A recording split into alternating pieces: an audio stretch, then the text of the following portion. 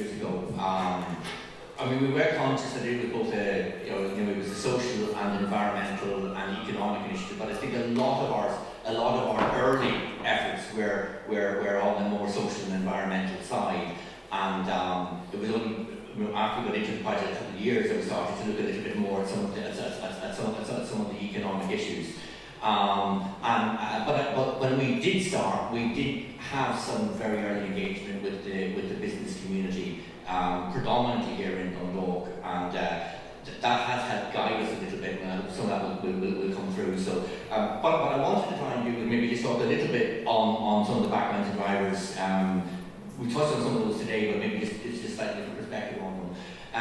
What are we seeing kind of internationally, and I suppose where are we situated the project and the whole age friendly project within us with the context of the World Health Organization's programme?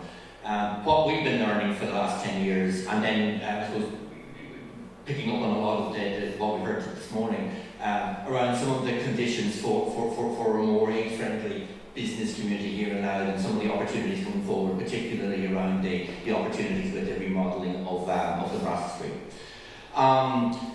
We've talked a little bit about the demographics, but I want to give a quick picture around where ageing is happening globally, because for some of us here, we're also dealing with local SMEs and local markets, but some of our SMEs will be looking into international markets. And I suppose when we look back in 2015, where 30% of the population is 60 or older, it's Japan, and you can see Europe coming up closely behind. But by 2050, it's pretty much all of the Anglo-Saxon world, so North America, Canada, UK, Ireland, Australia coming through, Europe aging, and a big challenge and a huge opportunity in China coming through as well. So it is a worldwide phenomenon, but it is happening in different places and at slightly different times, and represents some opportunities for us because of that. It's also true, I think one of the things that we're sort of learning is that when we're engaging with ageing, it's not a particular event at a particular point in time. It's starting journeys and starting to engage with people as we go through life courses. And I suppose the pattern of age change in Ireland over the next few years is going to be modeled into some of these slides. So that's what Ireland looked like in at the turn of the century, male, female, and the different intensity of people at different ages. But I mean, aging is a kind of a cohort effect. So what I want you to do is just kind of look at the 60s and the 85 and just watch the population as it changes. 2010, 2020, 2030, 2050. So we were some of us are now up to the age, and we're growing with these things, and we're going through all these ages, the periods of time. So it's not to see somebody as a 65-year-old now. They may be 65, but in 5 years they're going to be 70, and in another 5 years they're going to be 75, and to see how we might be able to engage and pull together there. I suppose the TILDA, which is a big longitudinal study on ageing being done here in Ireland, 50% of us, 50% of the babies born this year are going to live to be over 100. Right? So that's the kind of, those red lines are kind of indicating what this kind of picture is going to look like going forward. So it's a huge change. It's not just the opportunity now, but it's the opportunity for the future, and recognising a massive change in the structure of the population. This is that slide. I moved on a little bit.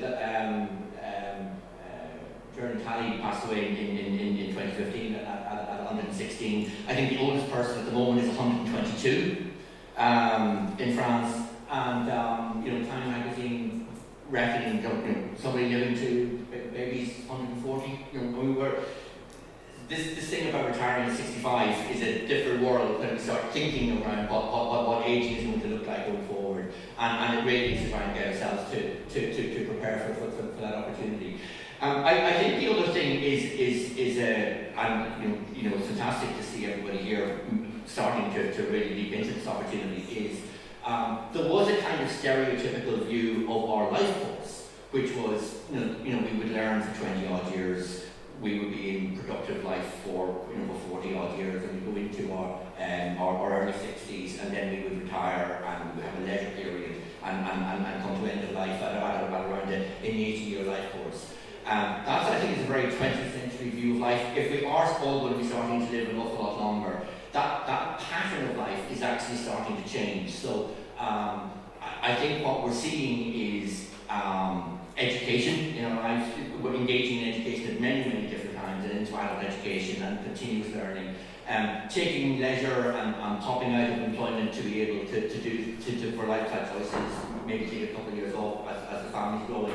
And also contributing. So I do want to highlight that this isn't all about older people as consumers.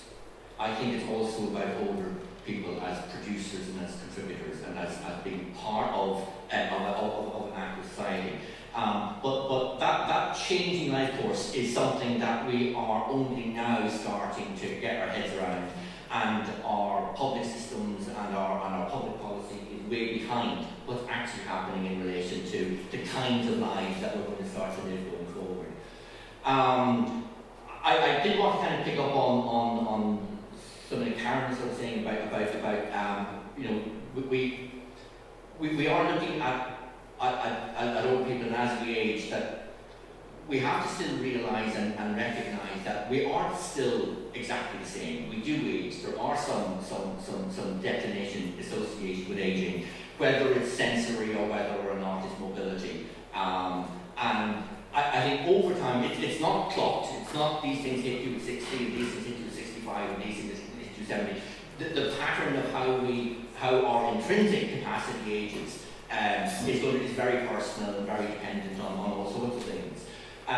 But we have a huge opportunity to participate in life in terms of our functional ability at a much higher level than our intrinsic decline. And I think the real opportunity for innovation, both in housing and in environment and in products and in services, is how we can bridge that gap to accommodate our decline, so that we can maximise our functional participation and our functional engagement in society as we go forward. And I think it's age related in a macro level, but it doesn't clock in on any particular clock.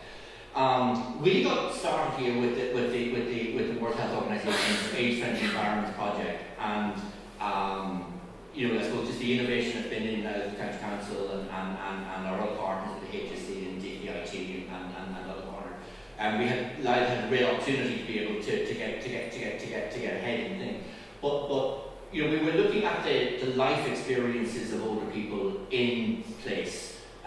So things like buildings and outdoor spaces, transport, housing, participation and inclusion, information and communication service. There's a whole gamut of things that we touch and engage with, and there are innovation opportunities for everybody in that mix. And I suppose one of the great things that's happened in Ireland over the period is that the project has got completely embedded into the day-to-day governance structures of the county. So it's not a side project that is of interest to just an alliance. We have a very active alliance, and we have a very active older persons forum, which brings voices and the diversity of older people's voices into the conversations. But the local economic and community partnerships and the CDCs and the structured local government now have the issue of ageing completely embedded, which provides a wonderful opportunity for us to be able to sustain things going forward. And I think that's a huge asset that we have here in the county to be able to move forward. One of our first forays into the age-friendly business world was a project that we did in RD a few years ago. And I think it was actually couched under an age-friendly town project program, but it was very focused on the experiences and the activities of retailers along the main street in RD, and what could be done, or what were the kinds of things that would be interesting to improve their experiences and their engagement with other people. So we looked at the kind of business context, and about 40 businesses in the area engaged with us. looking at their products and services, looking at their staff and their services and their training, issues around their business premises, really becoming aware of what older customers look like, and then some of the challenges that were there.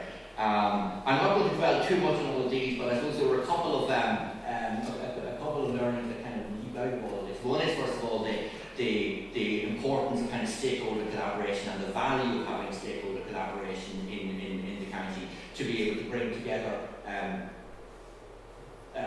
local authorities, chambers, enterprise offices, other organisations and more people like Pride Place and that. So lots of motivation and animation. I think some of the things that were very important was time sensitivity and being aware of the rhythms of the town, the rhythms of the place, and the rhythms of older people and families, and how they engage in that. Awareness, constantly talking with other people and customers and bringing forward new ideas. I suppose teasing out what it is that businesses are in control of and where they have external dependencies on other stakeholders. So you can see some of the buzz, the word fresh that came out around the goal of age friendliness and things like customer discounts and that. But issues around pay parking and rates and times, all the standard stuff about businesses engaging in town and city are very important.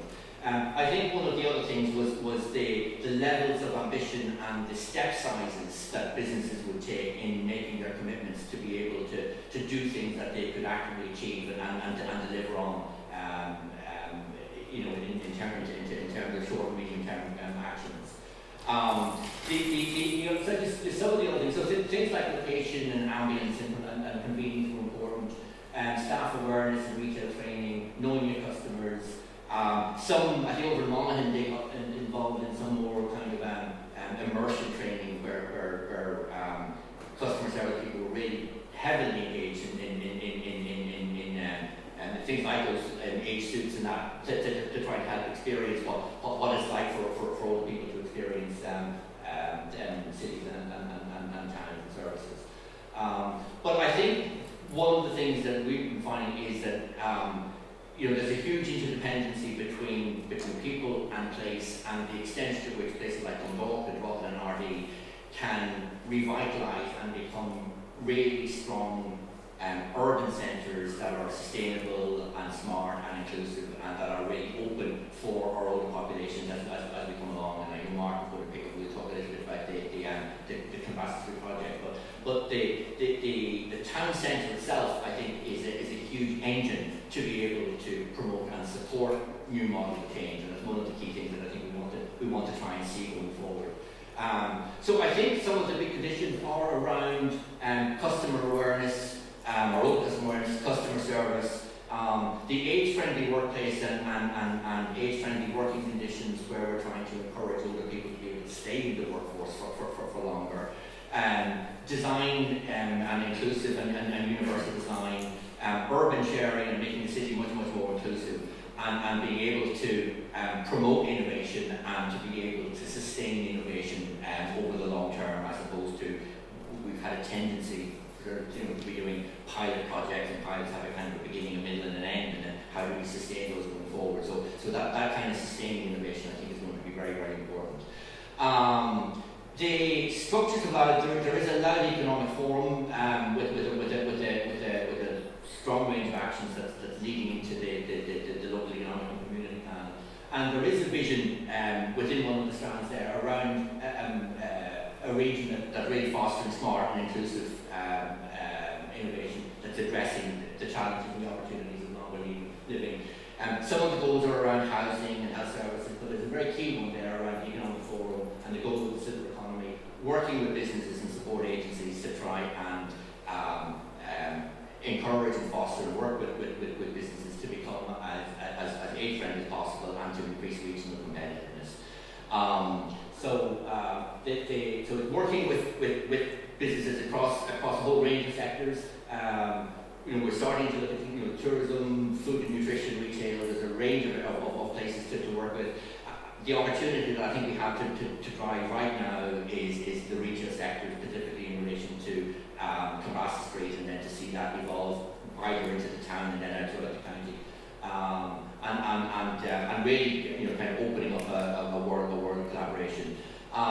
I think one of the things that we did find when we were looking at the economic issues was that there was a time when we were kind of looking at all of these different economic plans within the county, whether or not it was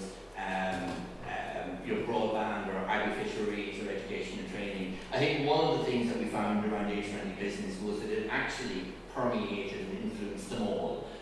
So that you can't look at any strand of our economic development here in the county without really becoming aware of demographic change and the opportunity and energy of older people to be central and to be part of our work going forward. So I think we have now an opportunity with the urban regeneration in Cumbrass Street to start a new model of engagement with the retail sector and with the businesses in the town, and hopefully we can use that to start to build a programme that can extend it throughout Dundalk and replicate in Drogheda and RD throughout the county, so that we can have a really, really vibrant and very engaged inclusive county here in County Louth.